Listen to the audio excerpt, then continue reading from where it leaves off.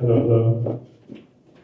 First of all, I guess thanks for coming and choosing this event among 700 other side events in Singapore. We hope to provide a lot of technical discussion about crypto and AI intersection. I'll start first with essentially IOSG overview of the vertical. I originally joined IOSG back in early 2020. I was focused early on mostly on DeFi research and investment, but over the years became more of a journalist, and recently I was spending a lot of time researching this kind of intersection of these two technologies. So first of all, to give the overview of the two technologies inspired by Balaj's talk in Singapore a few months ago, we obviously have crypto on the one side of things that is built in a bottom-up approach, in a distributed approach, in an open source way, and on the other hand, we have AI technology that is built in quite the opposite way. We have several centralized companies, tech giants, that basically control 95% of dynamics in the AI space and are the only ones that have enough processing power and enough data resources to build state-of-the-art models. Then we have, in terms of the nature, these two technologies also quite differ. We have deterministic crypto technology. Once you interact with zero-knowledge proof, there is 100% certainty of something being either true or false. It is black or white. When it comes to AI, however, we have obviously spectrum of output for any sort of input that comes in, so it is like a probabilistic method. In terms of the primary function of these two technologies, again, we have AI that has the primary function to generate, to create digital abundance in many forms, which is amazing as it increases productivity in many forms of life, but it also leads to some of the unique challenges like identity falsification and content provenance. Fortunately, some of the crypto tooling can prove as a good kind of counterbalance to these issues. We have digital scarcity as the opposite to the digital abundance. We have the tooling that can provide identity guarantees, content provenance guarantees, and so on. And finally, when we look into the AI technology, it is extremely resource heavy. It is consuming huge amount of compute power. And what crypto has proven in the past 10 plus years is to be amazing at coordinating and mobilizing a huge amount of hardware and capital towards working on some sort of coordinated goal. This is another angle how crypto and AI can complement each other.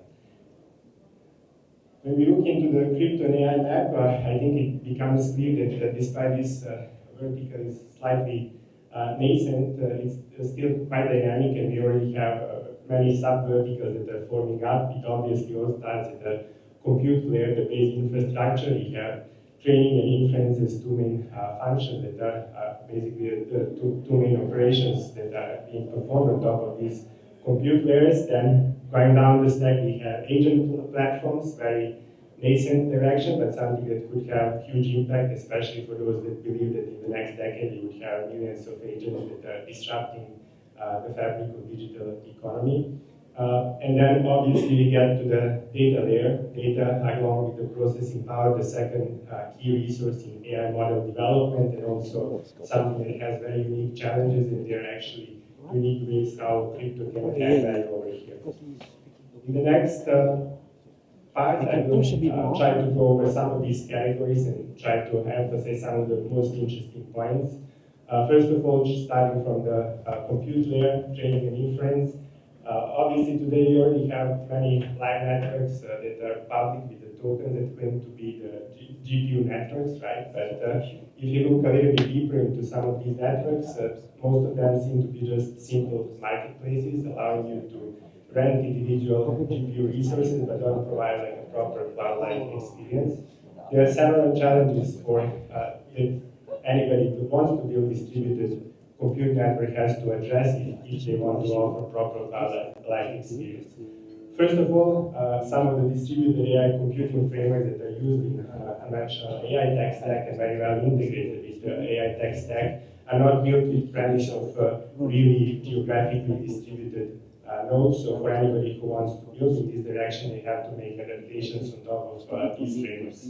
Then some skeptics would even say that the way AI is learned, the way transformers are built, is not something that could be compatible with the distributed approach because of the way how traditional aggregation methods work that requires an aggregation of information at a central place.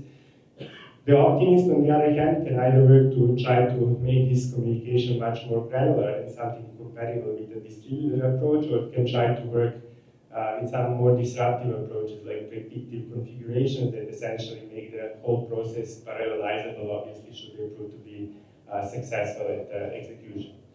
Then, finally, we have two more challenges: how to make sure that open permissionless network and marketplace of nodes can act as intended, the verification problem, and obviously the problem of integrating non-uniform hardware to support more heterogeneous devices on the supply side of things. I guess this is also the next topic to discuss. We believe that the shot that deep sort of platforms, distributed compute networks have is that if they manage to provide this sort of open market dynamics where anybody can contribute on the supply side of things and can contribute very diverse set of hardware.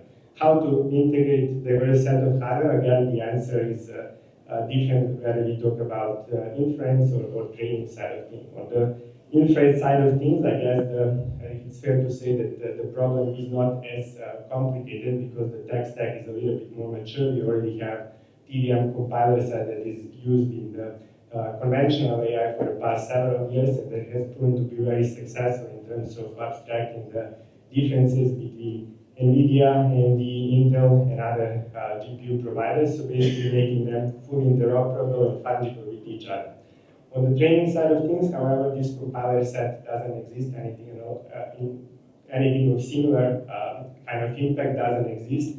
So it is much harder problem set to deal with, but we have projects that are very ambitious to execute on this sort of roadmap. In my understanding, Jensen is one of them, to try to build compiler set that would be able to do cross-vendor compute even on the training side of things.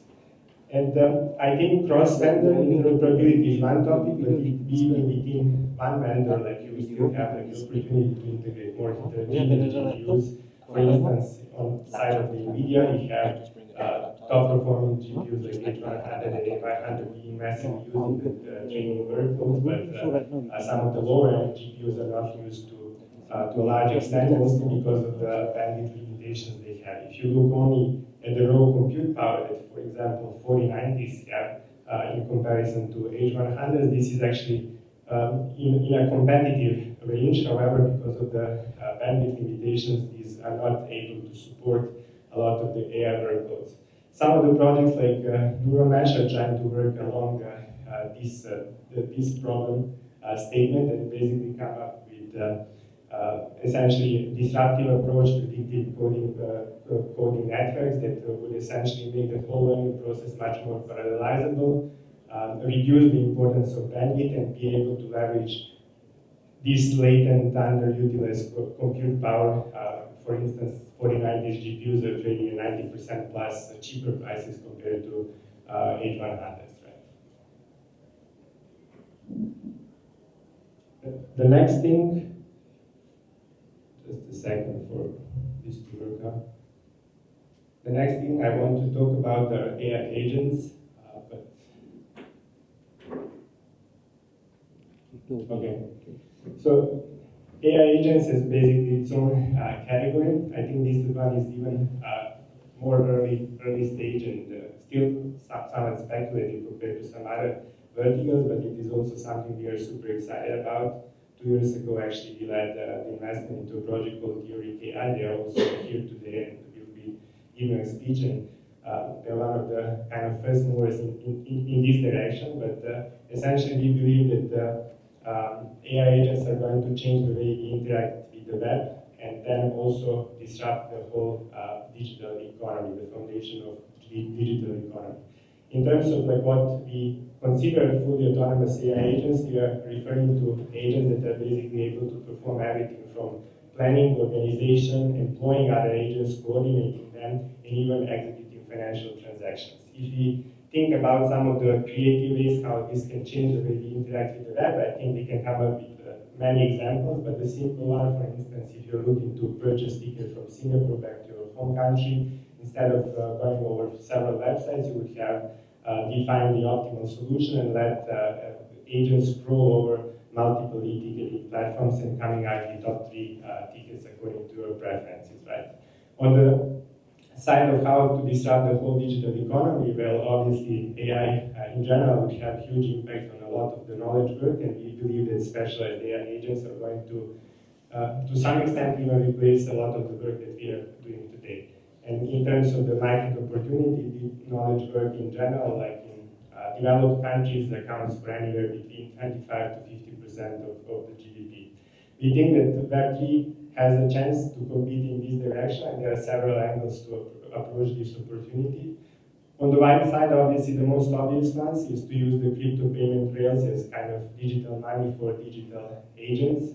To basically enable agent-to-agent economy, along also users interacting with the agents and making the payments. And then I think that there are 3 more elements that are very important in terms of agent discoverability and building agent collectives. First of them, obviously, crypto-economic signaling as source of kind of one of the inputs in the discoverability process is kind of illustrating the market trust into a particular agent and potentially hedge against agent hallucination in case of the misbehavior or hallucinations. Then on-chain performance history is another important input into decision-making and building agent collectives, and something where crypto has excelled so far, whether it is DeFi, NFTs, or some other digital entities building these open marketplaces is another way how crypto plugs in and adds value over here. And then finally, final topic to discuss is the data part. I think this is an important topic. If you look into the statistics, for the average AI startup, data processing tasks consume about 80% of the time. I think that the access to high quality data is essentially one of the biggest barrier of entries for new model developers, and when it comes to the well-funded companies that are able to perform a lot of these data-related work in-house, they tend to perform repetitively same tasks over and over again and to build from zero their data infrastructure. What we think will happen in the future, that this process will be much more commoditized. We have examples of projects like Project Grass that is already having like a network of millions of individual nodes that are contributing their internet bandwidth for scraping workloads and basically able to scrape and crawl over massive amount of data set in a relatively short period of time. Instead of having every startup do over and over again the same workloads, we would have specialized service providers like Grass that offer this sort of service. Beyond the ability to offer access not only to public internet data, but also to authenticated data and provide some verification guarantees is another important angle here, and projects like OpenLayer are also dealing with this sort of issue. And finally, I believe this is the last slide for this keynote. I think that something that is becoming more and more public knowledge is that AI model developers are about to hit the data wall.